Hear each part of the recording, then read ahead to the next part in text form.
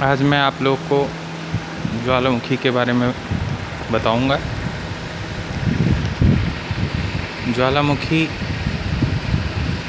पृथ्वी के भूगर्भिक घटनाओं अर्थात पृथ्वी के आंतरिक पलों में प्रमुख बल जिसके अंतर्गत पृथ्वी के अंदर तरल मैग्मा पृथ्वी की ऊपरी कठोर परत स्थलमंडल को तोड़कर यह दरारों से एक छिद्र के माध्यम से अंदर का तप्त मैग्मा बाहर लावे के रूप में निकलता है। इसको ज्वालामुखी कहते हैं। ज्वालामुखी आप इस चित्र में आप देख सकते हैं कि अंदर का तप्त मैग्मा जो काफ़ी गहराई में निर्मित होता है,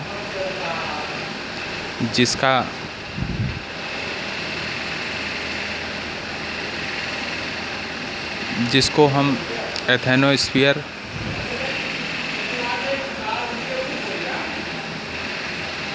के नाम से भी जानते हैं। इसे गर्म स्थल के भी नाम से जानते हैं। यहाँ पर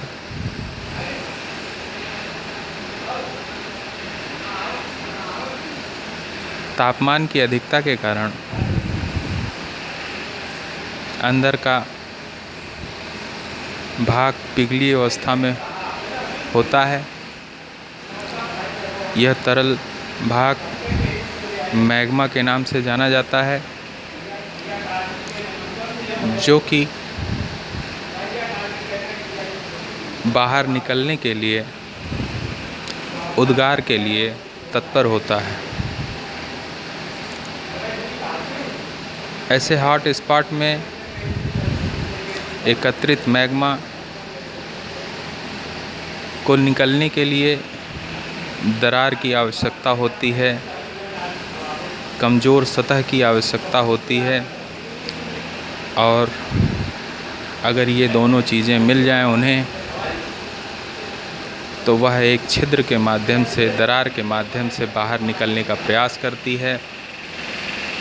और छिद्र के माध्यम से जब बाहर की तरफ निकलती है तो वही मैग्मा अब यहाँ पर लावे के रूप में जाना जाता है। और लावे के जमाव के बाद विभिन्न प्रकार के स्वरूप निर्मित होते हैं। उसमें एक ये स्वरूप जो आपके सामने दिख रहा है, यह स्वरूप,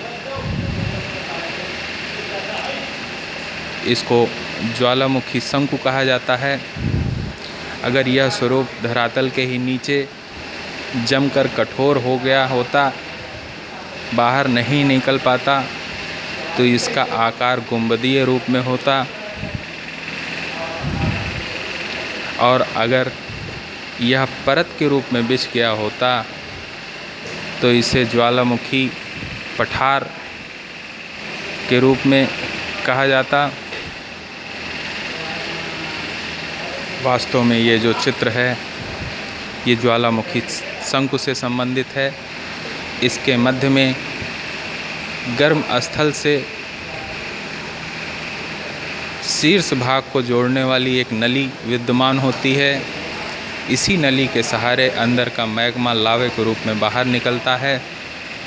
ये मैग्मा छोटे से छिद्र मुख से निकलता है, इसे ज्वालामुखी मुख कहते हैं। किसी कारणवश ज्वालामुखी नली में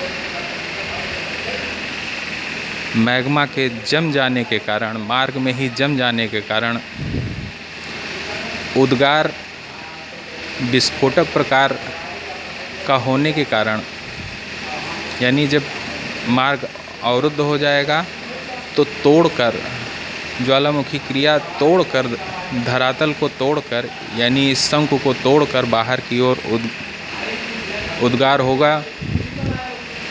इससे मुख जो छोटा सा होता है इसका विकराल रूप धारण कर लेता है।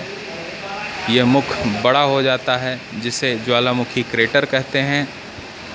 और जो आकाश में विखंडित पदार्थ उड़ा दिए जाते हैं वे बड़े से लेकर छोटे आकार के होते हैं। बड़े बड़े आकार के विखंडित पदार्थ को ज्वालामुखी बम कहा जाता है और छोटे आकार के जो होते हैं उन्हें ब्रेसिया, लेपली आदि नामों से जाना जाता है।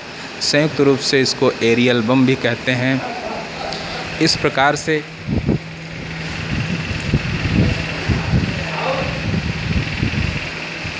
ज्वालामुखी से निष्कासित मैग्मा जब लावा के रूप में बाहर निकलता है तो यह लावा के स्वरूप पर निर्भर करता है कि उसमें श्यानता कितनी है। श्यानता मतलब बहाव। अगर वो एसिडिक प्रकार का लावा है तो उसका बहाव मंद गति से होगा और शीघ्र ही वह जमकर कठोर हो जाएगा। परंतु कुछ ऐसे लावा होते हैं जिसमें सिलिका का अभाव पाया जाता है या कम मात्रा में पाया जाता है, वह पानी की तरह प्रवाहित होता है जो बहुत ही खतरनाक है। आगे मैं आप लोग को इस प्रकार की ज्वालामुखी क्रिया के कारणों को बता रहा हूँ। वास्तव में ज्वालामुखी क्रिया के क्या कारण हैं, इसके पीछे हम यह कह सकते हैं कि हमारी पृथ्वी जो कि निर्माण अवस्था से ही तरल रूप में रही और ये तरल भाग के ही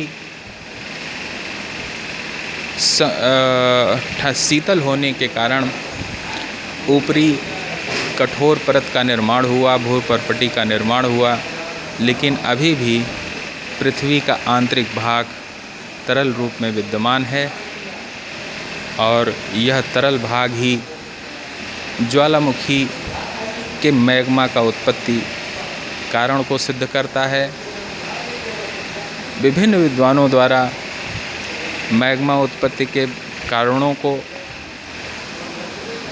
मैग्मा उत्पत्ति के विभिन्न कारणों को सुझाया गया है। कोई संकुचन को कहता है, कोई दबाव को कहता है, लेकिन जोली का रेडियो एक्टिवता सिद्धांत बहुत ही महत्वपूर्ण है, जिसमें इन्होंने कहा है कि प्लेट विवर्तन सिद्धांत में अभिसारी प्लेटों के सहारे, अभिसारी किनारों के सहारे प्लेटों का आंतरिक भाग में छेपड़ होता है। स्मरणीय है कि यही प्लेट जो स्थल भाग से संबंधित होते हैं, इसमें बहुत सारे रेडियो एक्टिव पदार्थ, यूरेनियम, थोरियम जैसे रेडियो एक्टिव पदार्थ पाए जाते हैं। ऐसे रेडियो एक्टिव पदार्थ जब दुर्बल मंडल में जाके, एथेनोस्फीयर में जाके छेपड़ होता है तो इस रेडियो एक्टिव पदार्थ से अथाह ऊष्मा उत्सर्जित होती है और इस उत्सर्जन के ही फलस्वरूप मैग्मा, ताप की अधिकता के कारण वे मैग्मा उत्पत्ति का कारण साबित होते हैं। इस मैग्मा के साथ साथ विभिन्न प्रकार की गैस का अस्तित्व, जिसमें गैसों में carbon dioxide, nitrogen, sulphuric acid, hydrocarbon जैसे गैस, इसके अलावा वाष्प जो ज्वालामुखी क्रिया के लिए सबसे महत्वपूर्ण होती है।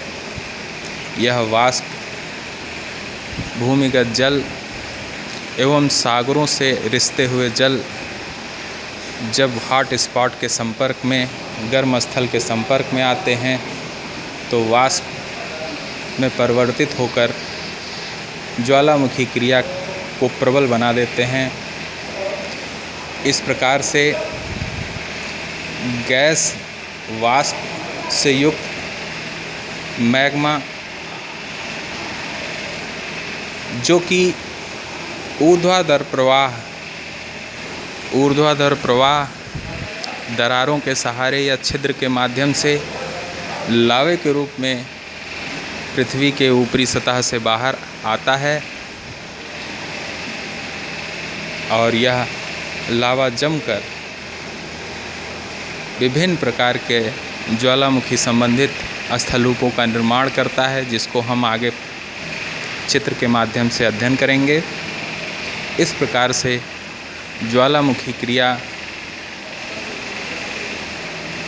को स्पष्ट रूप से प्लेट विवर्तन सिद्धांत के द्वारा समझा जा सकता है। ज्वालामुखी क्रिया में प्लेट विवर्तन सिद्धांत जो यह बताता है कि ऊपरी परत जो कठोर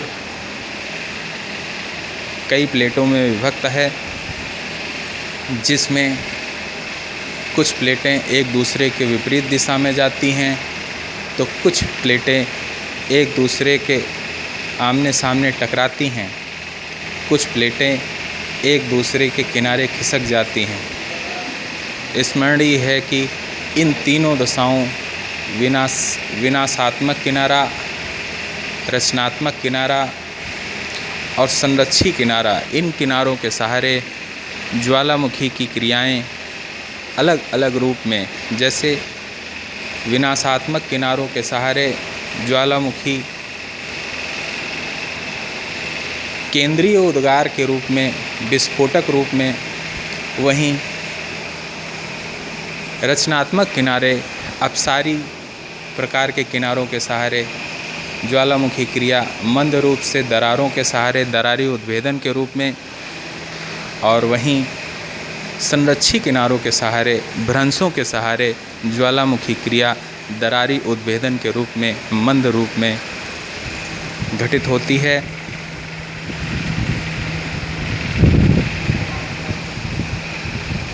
जैसा कि आप चित्र में देख भी रहे हैं, ये अपसारी किनारा है, वहीं पर ही ये अभिसारी किनारा है और ये संरक्षी किनारा है। यहाँ पर इसके विविध चित्र आप स्पष्ट रूप से देख सकते हैं। ज्वालामुखी से निष्कासित विविध जो पदार्थ हैं, उन पदार्थों में मैग्मा अथवा लावा, मैग्मा धरातल के नीचे, लावा जब धरातल के ऊपर आता है तब कहा जाता है। इसमें विभिन्न प्रकार की गैसें, carbon dioxide, nitrogen, sulphuric acid, hydrocarbons, कई प्रकार की गैसें विद्यमान होती हैं। इसके अलावा जलवाष्प जो कि सागरों एवं भूमिगत जल से प्राप्त होता है, और विखंडित पदार्थ जब केंद्रीय उद्गार के सहारे ज्वालामुखी क्रिया विस्फोट करके बाहर की ओर आती है तो लावा के साथ कुछ पदार्थ और कुछ विस्फोट की प्रक्रिया के द्वारा आकाश में उड़ा दिए जाते हैं। ऐसे विखंडित पदार्थों को ज्वालामुखी विखंडित पदार्थ कहते हैं। इन समस्त निष्कासित पदार्थों में सबसे ज़्यादा योगदान 80 से 90% योगदान गैसों एवं जलवाष्पों का होता है। इसके बाद मैग्मा और ज्वालामुखी विखंडित पदार्थों का स्थान आता है। ज्वालामुखी विखंडित पदार्थों में कुछ बड़े आकार के विखंडित पदार्थ जिसे ज्वालामुखी बम, उनसे छोटे आकार, मटर के दाने से लेके अखरोट के दानों के आकार के जिसे ब्रेसिया और लैपली कहते हैं, और कुछ धूल कणों के रूप में होते हैं, बादलों के रूप में छा जाते हैं। इन्हें ज्वालामुखी राख कहते हैं। इस प्रकार के विखंडित पदार्थ को आप यहाँ पर देख सकते हैं। और इनसे जो वर्षा होती है, धूल राख इससे मिलकर एसफॉल या एसिड रेन के रूप में होती है।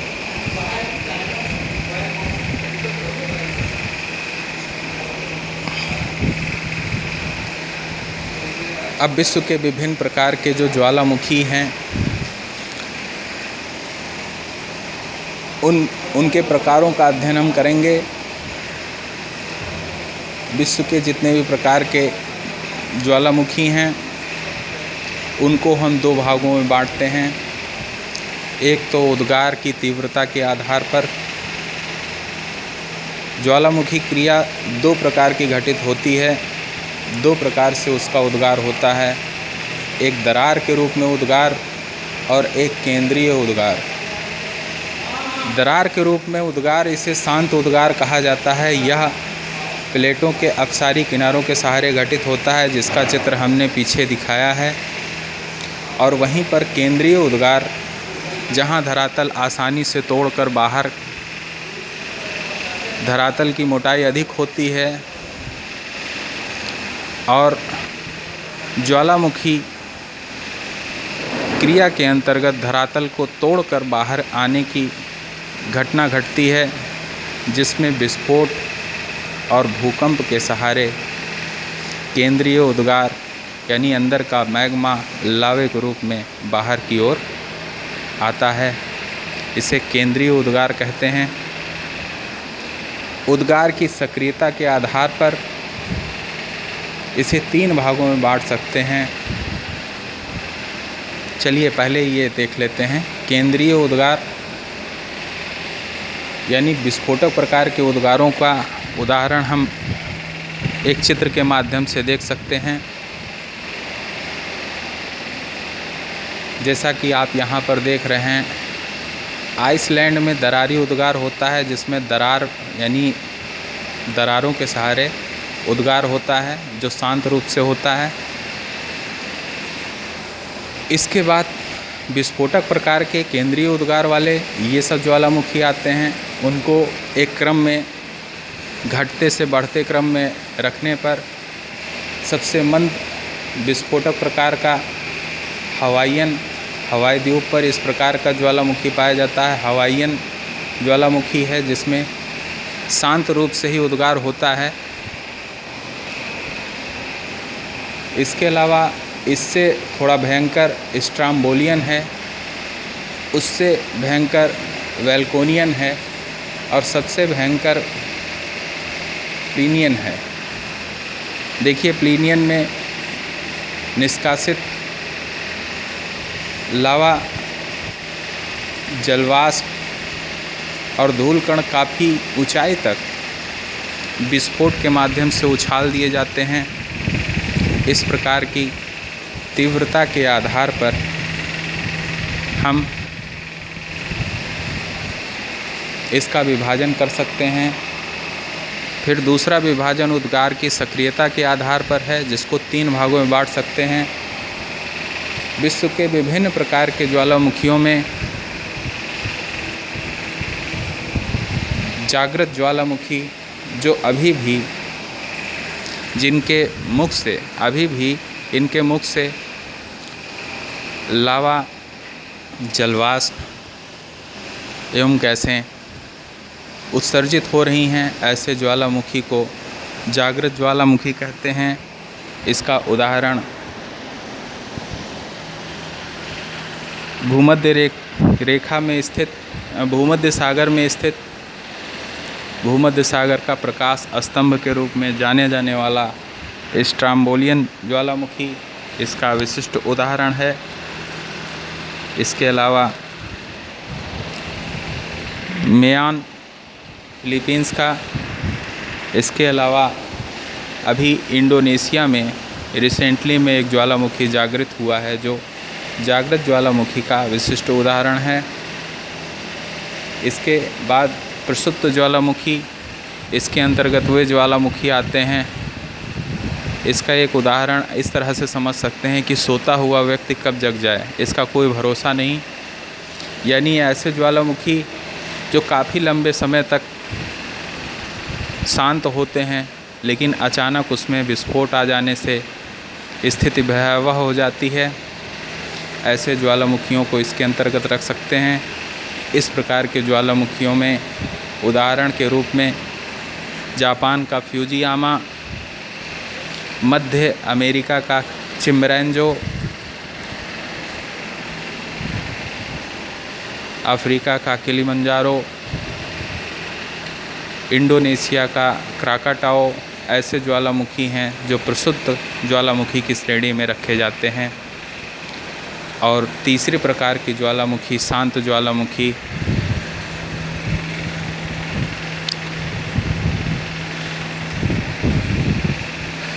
जिसके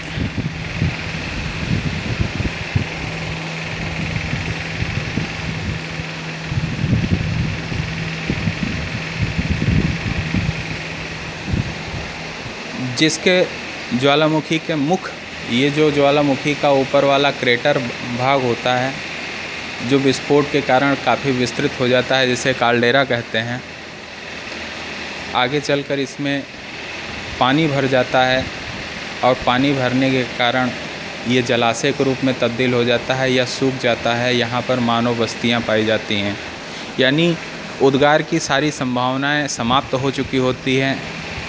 ऐसे ज्वालामुखी को शांत ज्वालामुखी की श्रेणी में रखा जाता है। विश्व में ऐसे ज्वालामुखी म्यांमार का पोपा, ईरान का कोह सुल्तान देवबंद ऐसे ज्वालामुखी हैं जो शांत प्रकार के ज्वालामुखी हैं। इनके ज्वालामुखियों के ऊपर क्रेटर झील बन जाता है, जैसे टिटकाका झील, साल्ट लेक झील, इस प्रकार के बहुत सारे ऐसे झील जो ज्वालामुखी मुख के क्रेटर में जल भराव के कारण बनते हैं। आइए ज्वालामुखी का विश्व वितरण देखें। विश्व में जो ज्वालामुखी की क्रिया घटती है उसमें का सबसे सटीक व्याख्या प्लेट विवर्तन सिद्धांत के द्वारा की जा सकती है। प्लेटों के सहारे जो विभिन्न किनारे पाए जाते हैं, विनाशात्मक किनारे, रचनात्मक किनारे,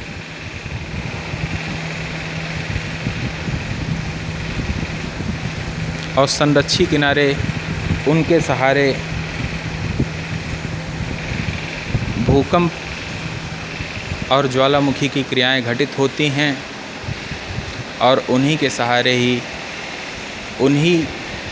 उसी के वितरण को ही ध्यान में रखकर हम ज्वालामुखी का वितरण कर विश्व में पाए जाने वाली 4 पेटियों का निर्धारण करते हैं। एक है परिप्रशांत पेटी, जो कि प्रशांत महासागर के चतुर्दिक दक्षिण अमेरिका के एंडीज़ पर्वत से होता हुआ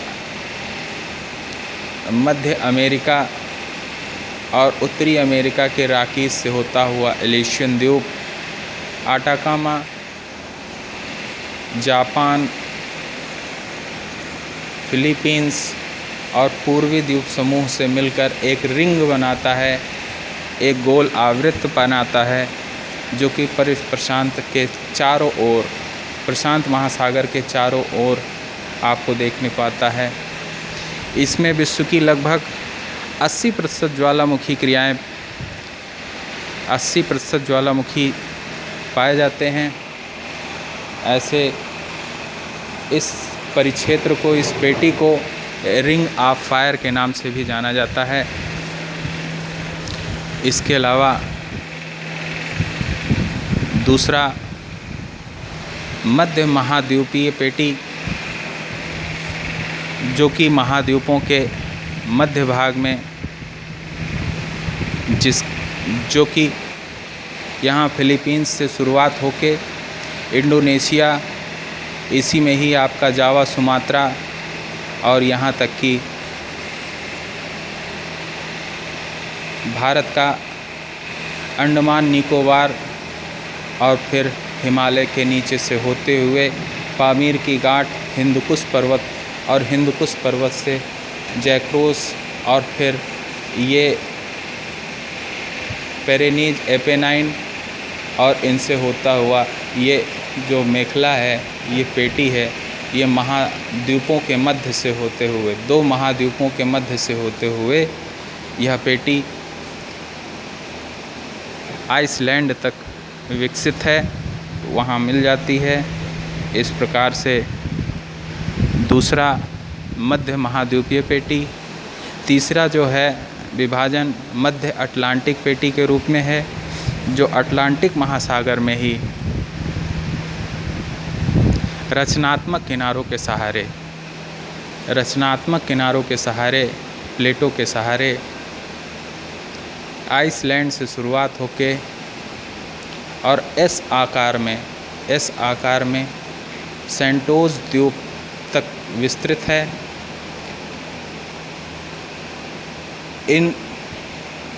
इसके सहारे दरारी उद्भेदन होता है, ज्वालामुखी की दरारी उद्भेदन, और जिसके फलस्वरूप कई प्रकार के द्वीप जो आपको देखने को मिलेगा, जैसे वो जोर्स द्वीप है, डॉल्फिन, सेंटोस द्वीप, ये सब इसी के ही विशिष्ट उदाहरण हैं। इस प्रकार से ज्वालामुखी का वितरण, और अंतिम में एक सबसे लास्ट जो पेटी है, आंतरिक पेटी, ज्वालामुखी के आंतरिक पेटी, विभिन्न प्रकार के प्लेटों के मध्य कई ऐसे हॉट स्पॉट केंद्रित हैं जहाँ पर ज्वालामुखी की क्रियाएं किसी किनारों से संबंधित न होकर उस प्लेट के आंतरिक भागों से संबंधित होती हैं। जैसे आपका यहाँ पर अफ्रीकन प्लेट में किलिमंजारो, ऐसे ही कई ऐसे प्लेटें हैं जहाँ पर आंतरिक भाग में इसका वितरण देखने को मिलता है। अब आइए हम ज्वालामुखी द्वारा निर्मित विभिन्न प्रकार के स्थल रूपों की बात करें। ज्वालामुखी के द्वारा निर्मित स्थल रूपों को हम दो भागों में बांट सकते हैं, एक बाह्य स्थलाकृति और एक अभ्यंतरिक स्थलाकृति। बाह्य स्थलाकृति वे स्थलाकृति जो बाहर की ओर चाहे उठे हुए भाग हों चाहे धंसे हुए भाग हों, ये बाह्य रूप से प्रत्यक्ष रूप से हमें स्पष्ट रूप से दिखाई देते हैं। ऐसे स्थलाकृतियों को इसके अंतर्गत रखते हैं। बाह्य स्थलाकृतियों को फिर से हम दो भागों में बांटते हैं। एक तो दरारी उद्गार के द्वारा निर्मित स्थलाकृतियाँ, जिसमें शांत रूप से उद्गार होने के बाद लावा के जमाव से लावा पठार बनता है या लावा मैदान बनता है, और वहीं पर विस्फोटक उद्गार के द्वारा ज्वालामुखी शंकु बनता है, या उसके विस्फोट के द्वारा जब मुख का विस्तार बड़ा हो जाता है तो उसे क्रेटर, और बहुत बड़ा होने के कारण विशाल रूप धारण कर लेने के बाद उसे काल्डेरा के नाम से बुलाते हैं। इसको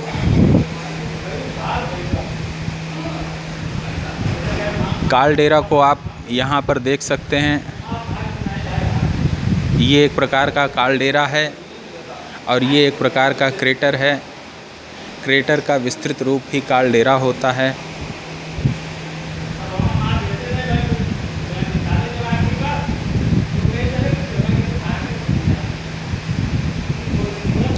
इसके बाद अभ्यंतरिक स्थलाकृतियाँ ज्वालामुखी की वह स्थलाकृतियाँ जो पृथ्वी के आंतरिक भाग से संबंधित होती हैं।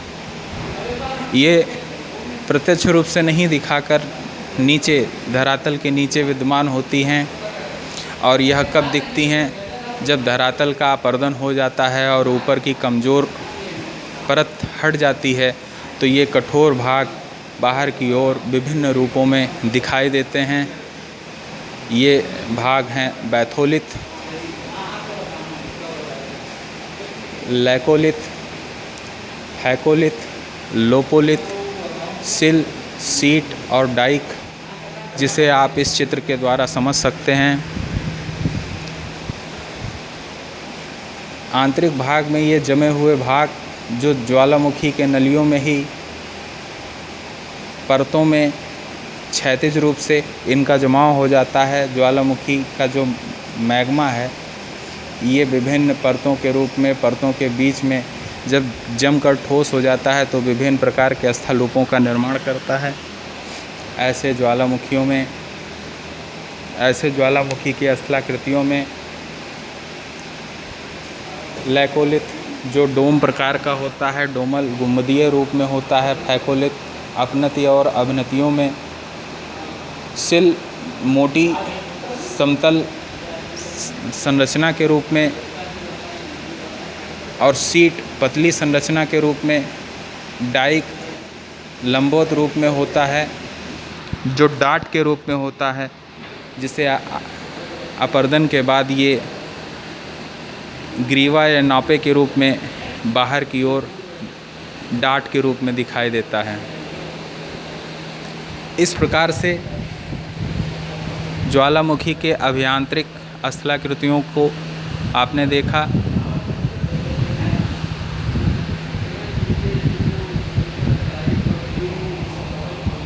ज्वालामुखी की क्रिया के अंतर्गत ही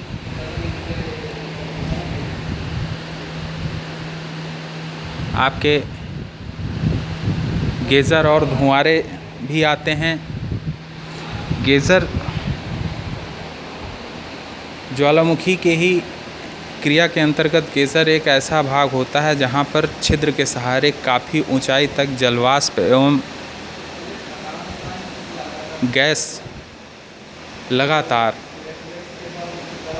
रुक रुक कर पिच्छक के रूप में बाहर की ओर निकलते हैं। जब ये पूरी शक्ति के साथ पिच्छक के रूप में, पिचकारी के रूप में बाहर की ओर निकलते हैं तो काफ़ी ऊंचाई तक उछाल दिया जाता है। इस प्रकार का ज्वालामुखी स्वरूप जिसे आप गेज़र कहते हैं, इसका उदाहरण अमेरिका का येलोस्टोन में स्थित एक गेज़र विशिष्ट उदाहरण प्रस्तुत करता है। वहीं पर धुआंरे एक ऐसे धूम छिद्र होते हैं जहां पर लगातार ज्वालामुखी क्रिया से निष्कासित विभिन्न प्रकार की गैस यानी सल्फ्यूरिक एसिड का प्रवाह धुएं के रूप में होता रहता है।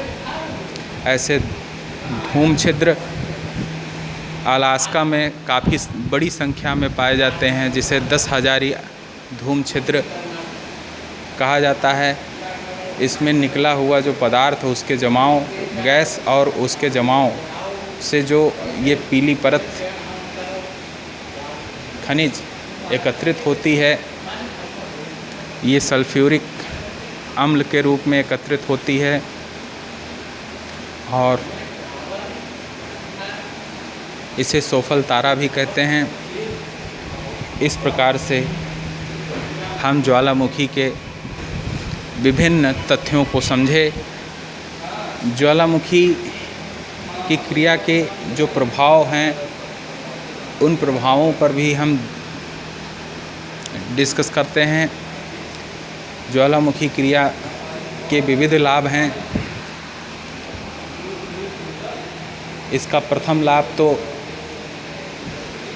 विभिन्न प्रकार के खनिज जो आंतरिक धरातल से संबंधित हैं या फिर लावे के रूप में ठोस होते हैं, तो उस लावे में विभिन्न प्रकार के जो खनिज लोहा, सीसा, जस्ता, तांबा, इस प्रकार के बहुमूल्य खनिज हमें प्राप्त होते हैं। ज्वालामुखी क्रिया संबंधित क्षेत्र में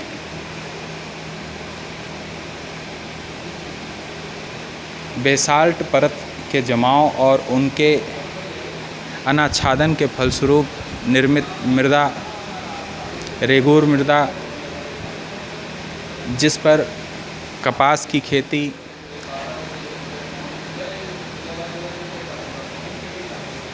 बहुत ही महत्वपूर्ण होती है।